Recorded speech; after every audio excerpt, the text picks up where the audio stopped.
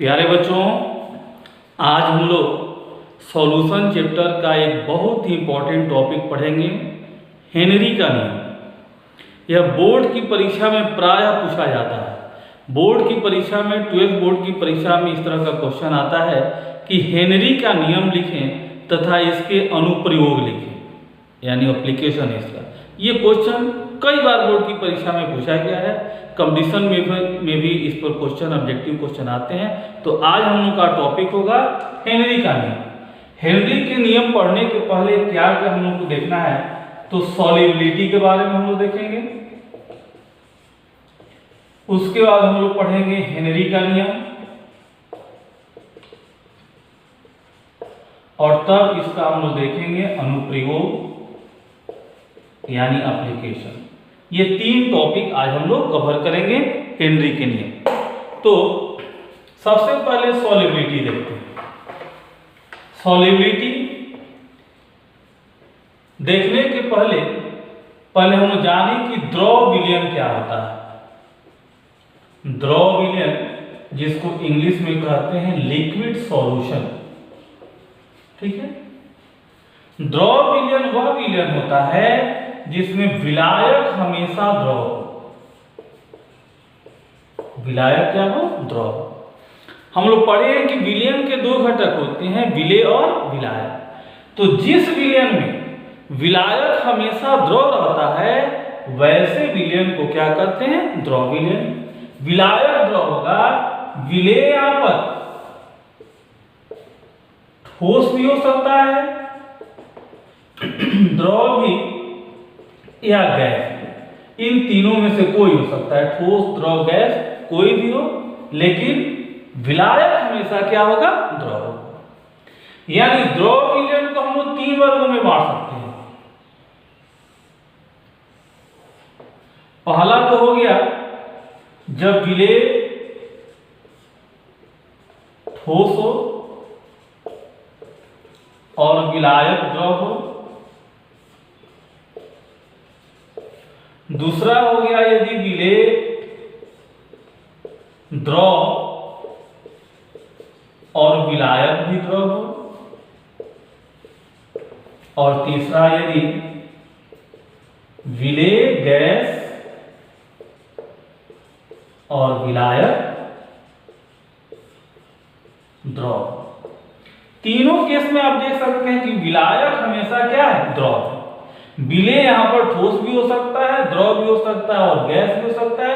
यह तीनों प्रकार का विलयन क्या कहलाएगा? द्रव विलयन। जैसे मान लीजिए कि सोडियम क्लोराइड यदि विलेय हो और जल यदि विलायक हो, तो यह कैसा विलयन होगा?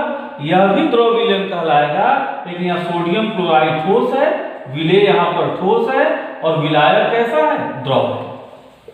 उसी तरह यदि अल्कोहल हो और वाटर हो, तो अल्कोहल विलेय यहां पर है, द्रव, और वाटर विलायक है, द्रव। ये दोनों द्रव अवस्था में होंगे। यदि कार्बन डाइऑक्साइड हो और वाटर, कार्बन डाइऑक्साइड यहां पर विलेय हो गया गैसीय अवस्था में, और जल हो गया द्रव अवस्था में। ये तीनों के हम लोग एग्जांपल देखें। तीनों द्रव विलयन। अंतर क्या है कि यहां विलेय ठोस है, यहां विलेय द्रव है और यहां विलेय गैस है। तीनों द्रव विलयन कहलाएगा। हम लोग को यहां पर मेनली पढ़ना है वैसा विलयन जिसमें विलेय गैस हो और विलायक द्रव हो। इनकी सॉल्युबिलिटी के बारे में, इनकी घुलनशीलता के बारे में। तो ये द्रव विलयन आप समझ गए होंगे।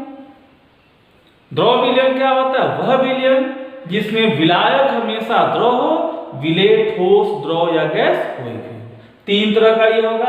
यदि विलेय ठोस हो, दूसरा यदि विलेय द्रव हो, ये पहला हो गया, ये दूसरा और ये तीसरा। तीनों में विलायक द्रव है, पहला में विलेय ठोस, दूसरा में द्रव और तीसरा में गैस। तो इनकी विलेयता की हम लोग चर्चा करेंगे। पहले विलेयता क्या होता है? हम लोग जानते हैं कि विलयन बनाने के लिए विलायक में विलेय को मिलाया जाता है। किसमें किसको मिलाया जाता है? तो विलेय को विलायक में मिला करके हम लोग क्या बनाते हैं, विलयन। ठीक है, तो यदि हम संतृप्त विलयन बना रहे हैं, कैसा विलयन, संतृप्त विलयन। संतृप्त विलयन आप लोग सुने हैं, वह विलयन जिसमें एक निश्चित ताप पर और अधिक विलेय घुलाने की क्षमता नहीं हो, वह संतृप्त विलयन कहलाता है। वह विलयन जिसमें उसी ताप पर और अधिक विलेय घुलाने की क्षमता नहीं हो, उसको क्या करते हैं, संतृप्त विलयन। आप लोग इसको नोट भी कर सकते हैं, संतृप्त विलयन का डेफिनेशन, वह विलयन जिसमें उसी ताप पर और अधिक विलेय घुलाने की क्षमता नहीं है। तो संतृप्त विलयन बना रहे हैं, यहाँ विलायक हम लोग लिए हैं इकाई आयतन। इकाई आयतन जैसे मान लीजिए 1 लीटर हो गया। अब 1 लीटर विलायक में जितना सॉल्यूट घुलाया जाए, जैसे 1 ग्राम हम विलेय घुला रहे हैं, 1 ग्राम विलेय हम यदि घुला रहे हैं 1 लीटर विलायक में, इकाई आयतन विलायक में, ताकि कैसा विलयन प्राप्त हो, संतृप्त विलयन। तो यह जो विलेय घुला रहे हैं, इसी विलेय की मात्रा को क्या कहेंगे, विलेयता। यही कहलाएगा विलेयता। एक बार फिर से समझिए, विलायक में विलेय को मिला करके हम विलयन बना रहे हैं। ठीक है, विलयन बनाते हैं, कैसा विलयन बनाना है हमको, संतृप्त विलयन। तो संतृप्त विलयन बनाने के लिए इकाई आयतन यदि विलायक का हो, यानी 1 लीटर यदि विलायक हो, तो इकाई आयतन विलायक में जितना ग्राम विलेय घुलाया जाए, वह विलेय की मात्रा को ही क्या कहते हैं, विलेयता। क्लियर हो गया। 1 लीटर विलायक में विलेय की जितनी मात्रा ग्राम में मिलाई जाए ताकि संतृप्त विलयन प्राप्त हो सके, इस विलेय की मात्रा को ही क्या कहते हैं, विलेयता कहते हैं। तो कैसे डिफिनेशन लिखेंगे विलेयता का, आप लोग लिख सकते हैं, किसी विलायक के इकाई आयतन में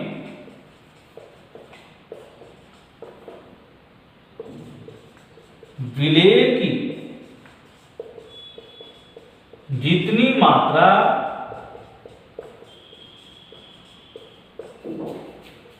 मिलाकर संतृप्त विलयन बनाया जाता है,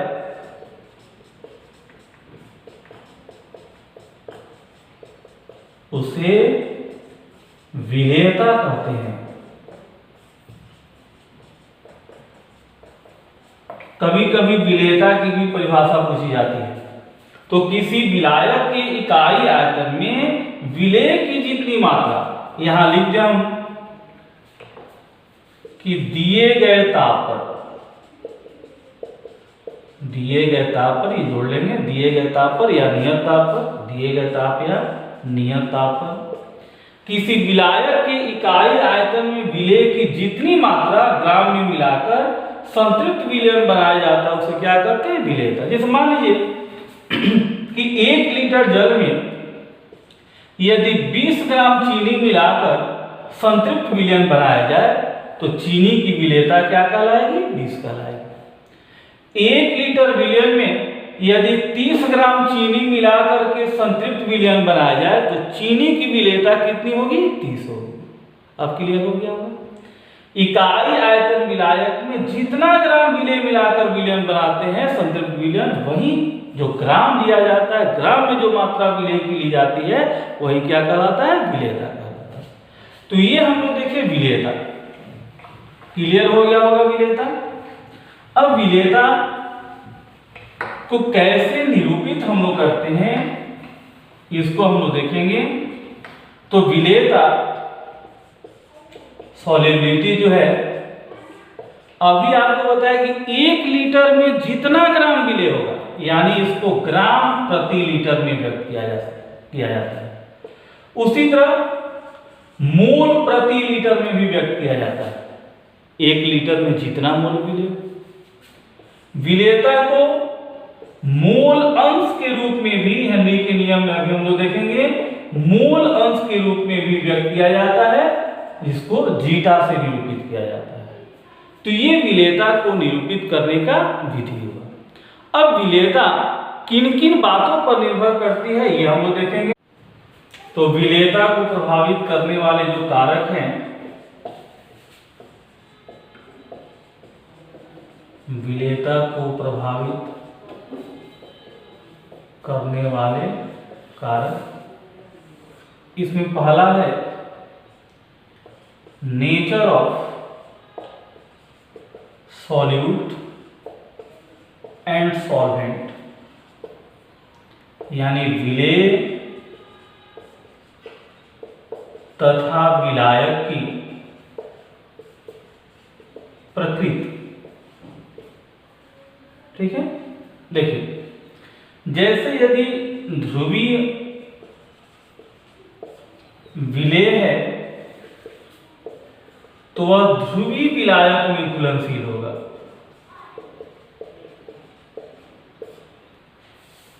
और अध्रुवीय विलेय है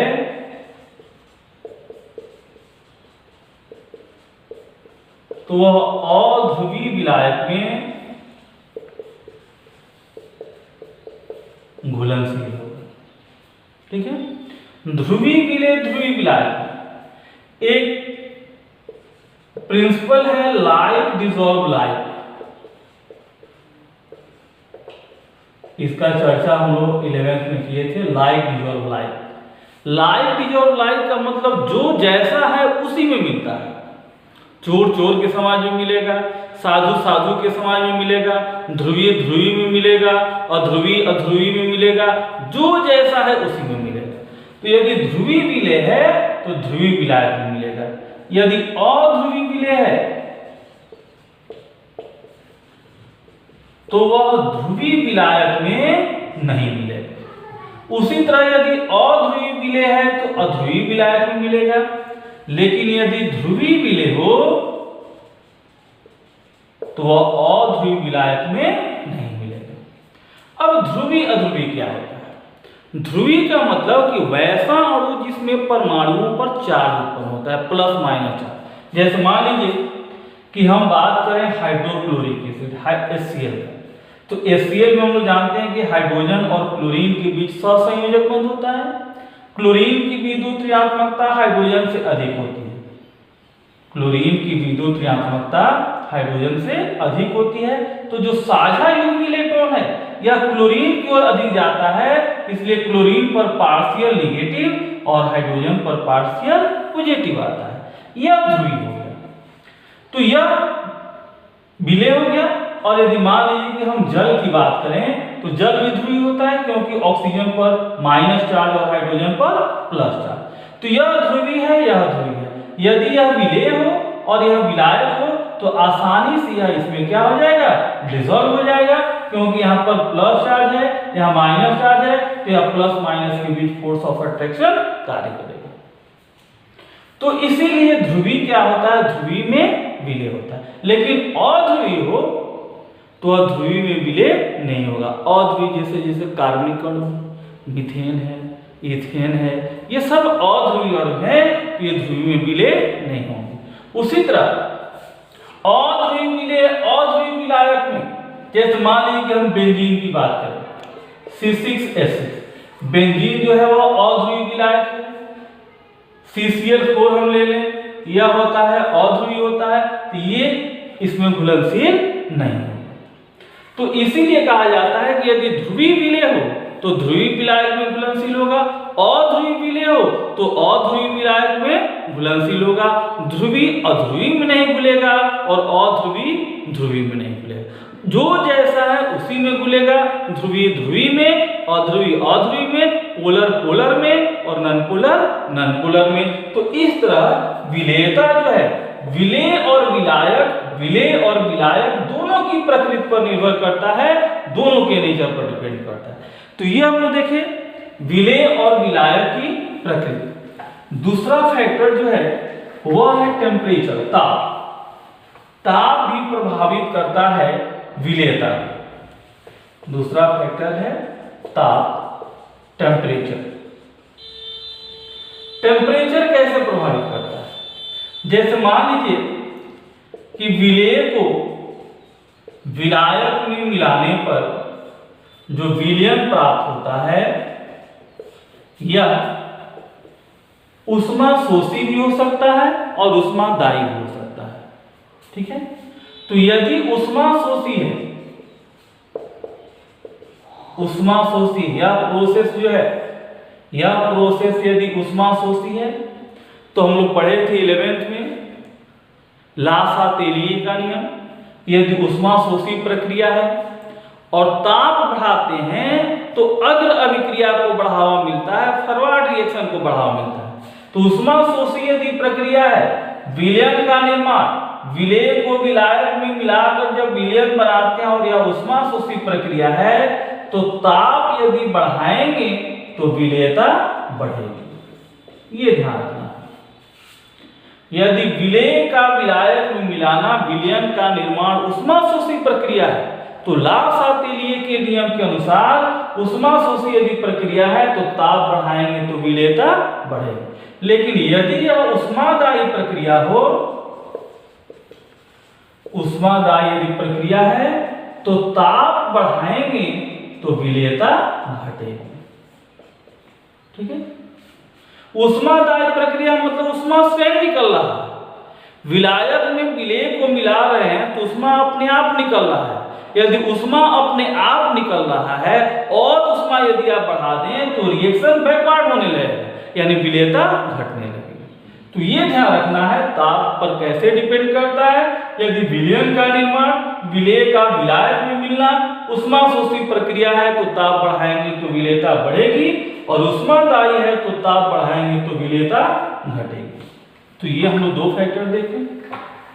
जो तीसरा सबसे इंपॉर्टेंट फैक्टर है और जिस पर ये हेनरी का नियम है वह है दाब। तब हम लोग देखेंगे दाब कैसे प्रभावित करता है, और यहीं पर हम लोग देखेंगे हेनरी का नियम। ठीक है, दाब कहां प्रभावित करता है, दाब किस अवस्था पर प्रभावित करता है। द्रव विलयन में हम आपको बताया कि 3 तरह का द्रव विलयन होता है। पहला यदि विलेय ठोस हो, दूसरा यदि विलेय द्रव हो, और तीसरा विलेय गैस हो। लेकिन तीनों ही स्थिति में विलायक हमेशा क्या होगा, द्रव होगा। अब यदि मान लीजिए कि हम ठोस विलेय लें, द्रव विलेय लें, तो क्या इस पर दाब का ज्यादा प्रभाव पड़ेगा। ठोस को यदि ईंटा पर कितना भी बल लगाएं तो कि ईंट जो है वह क्या संपीड़ित हो सकता है। ईंट पर कितना भी हम दबाव लगाएं तो क्या ईंट को हम लोग सिकुड़ सकते हैं, संपीड़ित कर सकते हैं? नहीं, क्योंकि वह ठोस है। तो ठोस और द्रव संपीड़ित नहीं होते हैं, ये कंप्रेसिबल नहीं होते हैं, संपीड़ित नहीं होते हैं, संपीड़ित नहीं होते हैं।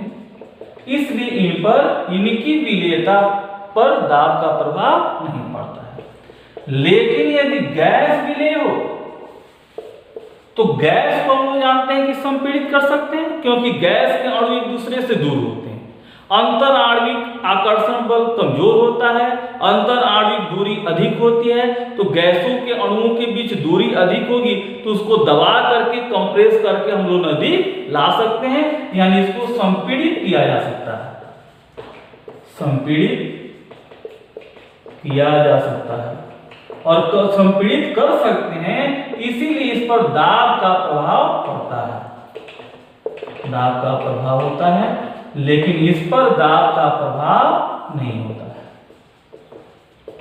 ठीक, हम आपको बताएं कि दाब का प्रभाव कब पड़ेगा कब नहीं पड़ेगा। द्रव विलयन में 3 तरह का होता है, एक जिसमें ठोस विलेय हो, एक जिसमें द्रव विलेय हो, और तीसरा जिसमें गैस विलेय हो। यदि विलेय के रूप में ठोस या द्रव है तो चूंकि ठोस और द्रव के अणु एक दूसरे के काफी नजदीक होते हैं, उन पर दाब का प्रभाव नहीं पड़ता है, उनको संपीड़ित नहीं के बराबर किया जा सकता है, इसलिए इन पर दाब का प्रभाव नहीं पड़ता है। लेकिन यदि गैस विलेय हो द्रव में गैस घुला हुआ हो और गैस के अणुओं के बीच स्पेस ज्यादा होता है, अंतराणविक दूरी जो है ज्यादा होने के चलते उन पर दबाव डाला जा सकता है, उनको संपीड़ित किया जा सकता है, इसलिए दाब का इस पर प्रभाव पड़ता है। तो गैस की द्रव में घुलनशीलता का दाब का क्या प्रभाव पड़ता है, इसी को हेनरी ने बताया था। तो नोट कीजिए, हेनरी का नियम बहुत इंपॉर्टेंट है बाबू। शुरू में ही आपको बताए कि 12th बोर्ड की परीक्षा में हेनरी का नियम और उसका अनुप्रयोग लिखना कई बार बोर्ड की परीक्षा में पूछ चुका है, इसलिए इसको आप नोट करें और इसको याद कर लेना। हेनरी का नियम, इस नियम के अनुसार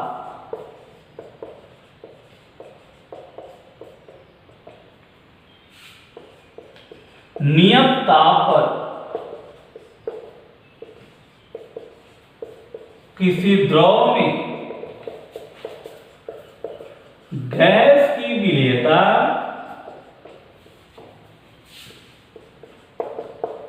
उस गैस के आंशिक दाब के समानुपाती होती है। बहुत इंपॉर्टेंट है।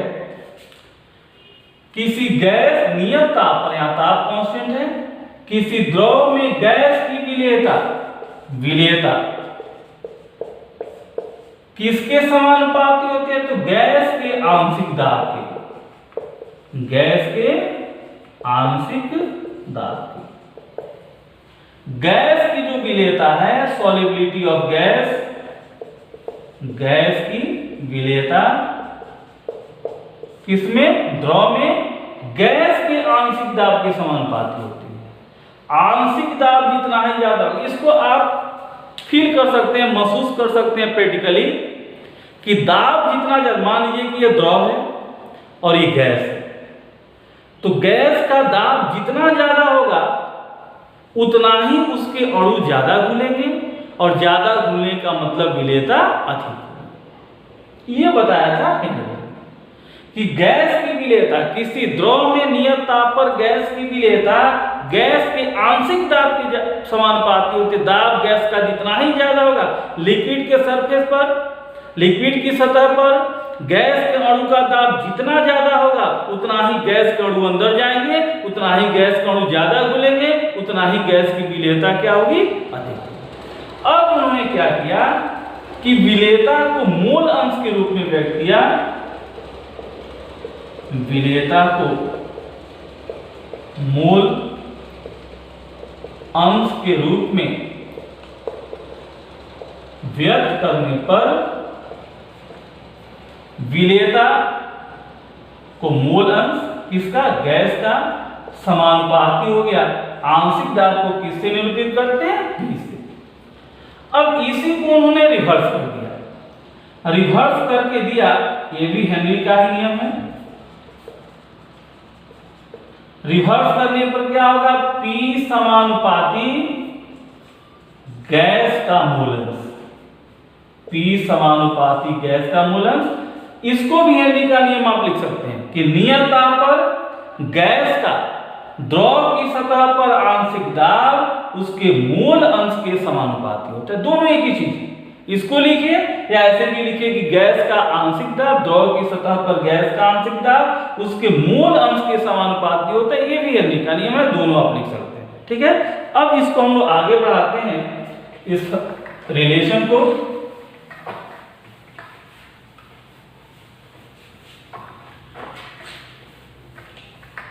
क्या रिलेशन हमको मिला कि आंशिक दाब समानुपाती मोल फ्रैक्शन ऑफ गैस, समानुपाती को बराबर में बदलने के लिए केएच यहां पर हो गया, केएच को कहते हैं हेनरीज कांस्टेंट।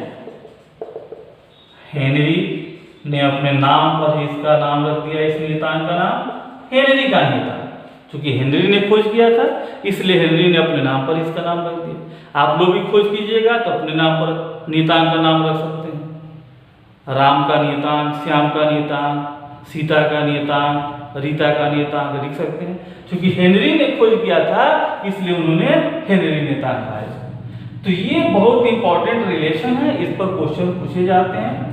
अब यहाँ पर हम लोग देखेंगे ये क्या है, टर्म जो है P क्या है यहाँ पर, गैस का आंशिक दाब, गैस का आंशिक दाब। यह क्या है, तो यह है गैस का मोल अंश, और KH हो गया हेनरी का नियतांक। KH का मात्रक क्या होगा, KH का मात्रक, हेनरी के नियतांक का मात्रक क्या होगा, तो ध्यान दीजिए KH बराबर है P इक्वल टू है KH into mole fraction of gas. तो KH इक्वल टू क्या होगा, इस फॉर्मूला से KH बराबर हो जाएगा, इसको इधर लेकर आएंगे तो P upon mole fraction of gas. Mole fraction का कोई यूनिट नहीं होता, कोई मात्रक नहीं होता, क्योंकि मोल फ्रैक्शन क्या है, मोल का अनुपात, तो इसका कोई मात्रक नहीं होगा। तो KH का वही मात्रक होगा जो दाब का मात्रक होगा, और दाब का मात्रक क्या होता है, तो बार होता है, एटमॉस्फेयर होता है, मिलीमीटर Hg होता है, इसलिए KH का भी यही मात्रक होगा। ठीक है, तो ये हम लोग देखें KH का मात्रक और हेनरी के नियम से एक बहुत इंपॉर्टेंट रिलेशन आया कि आंशिक दाब बराबर KH इंटू मोल फ्रैक्शन। अब KH किन किन बातों पर निर्भर करता है ये हम देखेंगे। अब देखिए KH हेनरी कांस्टेंट को प्रभावित करने वाले जो कारक हैं, इसमें पहला है नेचर ऑफ गैस, यानी गैस की प्रकृति, जो गैस हम लोग डिसॉल्व कर रहे हैं, घुला रहे हैं, उसकी प्रकृति। और दूसरा नेचर ऑफ सॉल्वेंट, सॉल्वेंट यानी हो गया विलायक, विलायक की प्रकृति। तो KH का मान जिस गैस को घुला रहे हैं, जो गैस विलेय है, उसकी प्रकृति पर भी निर्भर करता है, और जिस विलायक में घुला रहे हैं उसकी प्रकृति पर निर्भर करते हैं। जैसे देखिए KH का यहाँ कुछ वैल्यू दिया हुआ है डिफरेंट गैस के लिए, जल में, यहाँ विलायक क्या लिए हैं, जल लिए, विलायक यहाँ पर क्या लिए हैं, जल। तो जल में हीलियम गैस की लिए KH का मान दिया है 140, लगभग ये है, थोड़ा बहुत अधिक कम भी हो सकता है, किलो बार में। उसी तरह जल में हाइड्रोजन के लिए KH का मान 75, ऑक्सीजन के लिए 35। इससे क्या पता चलता है, KH के मान से क्या पता चलता है, ध्यान दीजिए, यदि यहाँ पर जल छोड़कर दूसरा विलायक रहेगा तो KH का मान बढ़ जाएगा। ये जल में इन गैसों के लिए KH का मान है, यदि जल छोड़कर दूसरा विलायक होगा और गैस नहीं होगा तो KH का मान क्या हो जाएगा, बदल जाएगा। तो KH के मान से घुलनशीलता पर कैसे प्रभावित होता है, कैसे घुलनशीलता बढ़ती घटती है। मान लीजिए 3 गैस है और उसका किसी पार्टिकुलर सॉल्वेंट ने तीनों के लिए KH का मान दिया है, तो और पूछे कि कौन अधिक घुलनशील है, कौन कम घुलनशील है, समझ में आ रहा है। यदि किसी खास विलायक के लिए विभिन्न गैसों का KH का मान दिया हो और पूछा जाए कि कौन गैस अधिक घुलनशील है, कौन कम घुलनशील है, तो कैसे पता चलेगा। तो अभी हम लोग फार्मूला क्या पढ़े, P equal to KH into mole fraction of gas. तो मोल फ्रैक्शन ऑफ गैस कितना हो जाएगा, तो इसका फार्मूला KH को इधर लाते हैं तो P अपॉन KH। अब मोल फ्रैक्शन ऑफ गैस के रूप में हम लोग विलेयता को निरूपित करते हैं, विलेयता को मोल अंश के रूप में निरूपित करते हैं। मोल अंश जितना ज्यादा उतना विलेयता ज्यादा, और मोल अंश और KH में कैसा रिलेशन है, व्युत्क्रमानुपाती का, यानी KH का मान यदि कम होगा तो विलेयता अधिक होगी, KH का मान यदि कम तो विलेयता क्या होगी, अधिक होगी। ये ध्यान रखना है, बहुत ही इंपॉर्टेंट चीज है। यदि 3 विभिन्न गैसों का किसी खास विलायक में KH का मान दिया हो तो कैसे पता चलेगा कि कौन गैस अधिक घुलनशील है, कौन कम घुलनशील है? तो जिसका KH का मान कम उसकी विलेयता अधिक। तो इन तीनों में KH का मान सबसे कम इसका है, ऑक्सीजन का, इसलिए ऑक्सीजन इसमें इन तीनों में सबसे अधिक घुलनशील होगा। ऑक्सीजन से ज्यादा इसका मान है KH का हाइड्रोजन का, तो हाइड्रोजन इससे कम घुलनशील होगा। और हीलियम का के लिए KH का मान इन तीनों में सबसे अधिक है, इसलिए हीलियम जो है वह सबसे कम घुलनशील जल में यानी लगभग अघुलनशील। तो ये आपको समझ में आ गया होगा। KH गैस की प्रकृति पर निर्भर करती है, गैस अलग अलग हो तो KH का मान अलग अलग हो जाएगा। विलायक की प्रकृति पर निर्भर करती है, यदि गैस सेम है और विलायक यहाँ जल को छोड़कर बदल दिया जाए तो KH का मान बदल जाएगा। KH का मान यदि कम होगा तो विलेयता अधिक होगी। तो ये हम लोग हेनरी के नियम के बारे में देखें। अब देखेंगे कुछ न्यूमेरिकल्स। तो देखिए NCERT का ये क्वेश्चन है, सड़े हुए अंडे जैसी गंध वाली विषैली gas hydrogen sulphide gas. Hydrogen sulphide gas का जो गंध होता है सड़े हुए अंडे जैसा होता है, ठीक है। कह रहे हैं कि यदि हाइड्रोजन सल्फाइड गैस की जल में STP पर, STP का मतलब क्या होता है? Standard temperature and pressure. Standard pressure जो है यह कहा जाता है 1 एटमॉस्फेरिक प्रेशर को, यानी यहां पर आपका प्रेशर दिया है 1 एटमॉस्फेयर। और विलेयता कितना कह रहा है? विलेयता कह रहा है 0.195। क्या पूछ रहा है? हेनरी स्थिरांक यानी KH का मान पूछ रहा है। एक बार फिर से देखिए, सड़े हुए अंडे जैसे गंध वाली विषैली गैस हाइड्रोजन सल्फाइड गुणात्मक विश्लेषण में उपयोग की जाती है।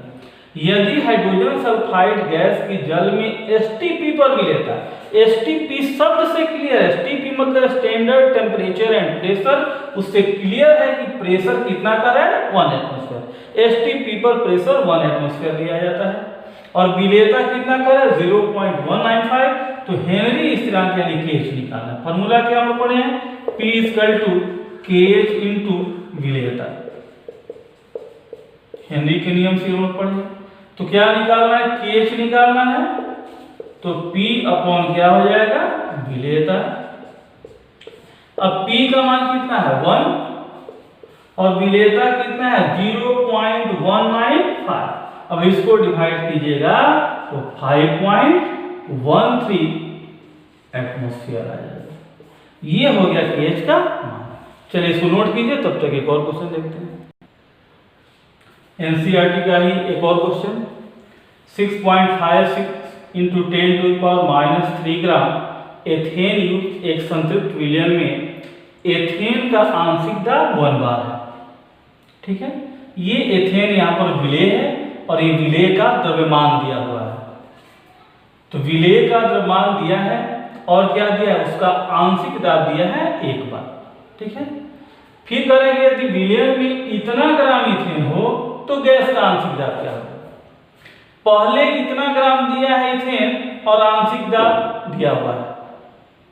फिर कह रहे हैं कि इतना यदि ग्राम इथेन हो तो आंशिक दाब क्या होगा? पहला लाइन देखिए, पहला लाइन में द्रव्यमान दिया है, विलेय का द्रव्यमान दिया है, गैस का द्रव्यमान दिया है, तो मोल की संख्या निकाल लेते हैं। आंशिक दाब दिया है तो इससे KH का मान निकालेंगे। पहले लाइन से हम लोग KH का मान निकालेंगे और दूसरे लाइन में KH का मान रख देंगे तो आंशिक दाब निकल जाएगा। तो चलिए पहले लाइन से 6.56 × 10⁻³ ग्राम इथेन, तो इसके मोल की संख्या क्या होगी?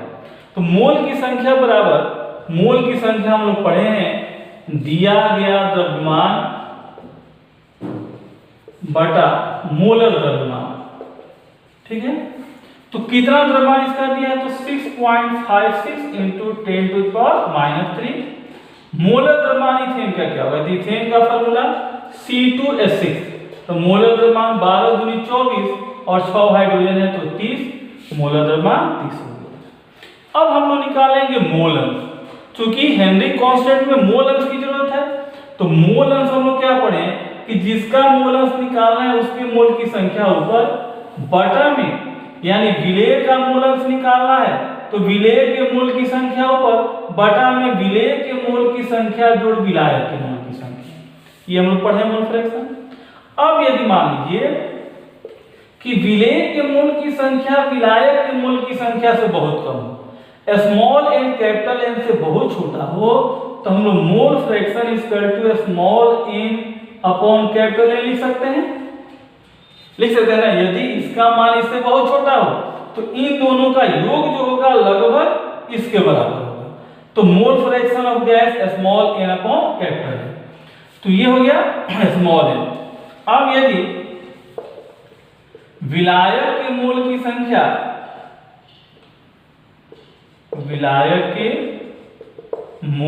संख्या कैपिटल एन हो, तो मोल अंश क्या हो जाएगा इथेन का, तो इथेन का मोल अंश हो जाएगा, इथेन के मोल को ऊपर लिख देंगे और बटा नीचे में विलायक का मोल की संख्या। अब इसका मोल है 6.56 into 10 to the power -3 upon 30 और नीचे में हो गया n। ये निकल गया मोल अंश। अब हमको निकालना होगा केएच, तो फॉर्मूला है P equal to KH into mole fraction, तो केएच इक्वल टू हो जाएगा P upon mole fraction. P कितना है, एक बार है, तो 1 बटा मोल फ्रैक्शन हो गया 6.56 इंटू 10 टू द पावर -3 बटा ये है तो ये ऊपर चला जाएगा 30 गुना n, ये केएच का मान निकल गया। ठीक है, अब हम दूसरे पार्ट में चलें। यदि विलेय में इतना ग्राम विलेय हो, अब चलिए इसको थोड़ा सा मिटाते हैं। अब कह रहा है सेकेंड पार्ट में कि यदि विलेय में 5 into 10 to power -2 gram ethane हो, तो अब निकालते हैं हम लोग मोल की संख्या, तो 5 into 10 to power -2 upon 30। Mole fraction यदि निकाले इथेन का, तो इथेन के मोल की संख्या 5 इंटू 10 टू पावर -2 अपॉन 30 बटा क्या है विलेय के मोल की संख्या, इथेन के मोल की संख्या बटा विलायक के मोल की संख्या। विलायक के मोल को अभी भी हम कैपिटल ए ही माने हैं, ये मोल फ्रैक्शन हो गया। हमको निकालना है आंशिक दाब, तो P equal to KH into mole fraction. KH का मान यहां पर आ गया 30 into n upon 6.56 into 10 to the power -3 और ये आ गया आपका 5 into 10 to the power -2 upon 30 into n। 30 n cut गया, ये हो गया 5 into 10 to the power -2 upon 6.56 into 10 to the power -3, इतना हो जाएगा 12। अब इसको डिवाइड कर लेंगे, निकल जाए। एक बार फिर समझ लीजिए, ये द्रव्यमान दिया है, दो पार्ट इसमें क्वेश्चन में।